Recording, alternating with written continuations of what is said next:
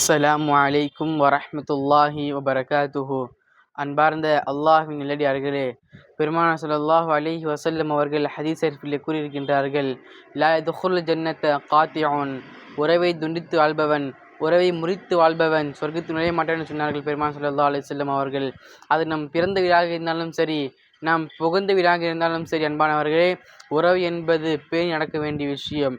நாளை மறுமை நாளிலே ஒரு மனிதன் சொர்க்கத்துக்கு செல்ல வேண்டும் என்று சொன்னால் அவன் உறவோடு அவன் சேர்ந்து வாழ வேண்டும்.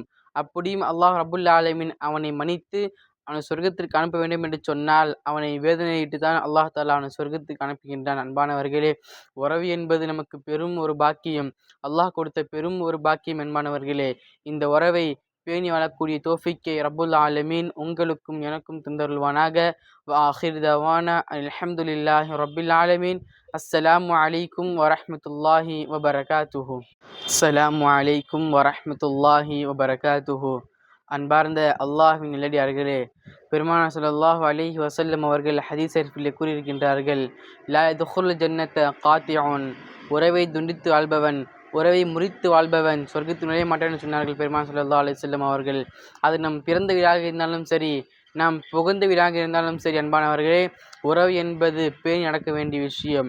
நாளை மறுமை நாளிலே ஒரு மனிதன் சொர்க்கத்துக்கு செல்ல வேண்டும் என்று சொன்னால் அவன் உறவோடு அவன் சேர்ந்து வாழ வேண்டும். அப்படியும் அல்லாஹ் ரப்புல் ஆலமீன் அவனை மன்னித்து அவனை சொர்க்கத்திற்கு அனுப்ப வேண்டும் என்று சொன்னால் அவனை வேதனையிட்டு தான் அல்லாஹ் தாலா அவனை சொர்க்கத்துக்கு அனுப்புகின்றான். அன்பானவர்களே, உறவு என்பது நமக்கு பெரும் ஒரு பாக்கியம், அல்லாஹ் கொடுத்த பெரும் ஒரு பாக்கியம். அன்பானவர்களே, இந்த உறவை பேணி வாழக்கூடிய தௌஃபீக்கை ரப்புல் ஆலமீன் உங்களுக்கும் எனக்கும் தந்தருள்வானாக. ஆஹிர் தவானா அல்ஹம்துலில்லாஹி ரப்பில் ஆலமீன்.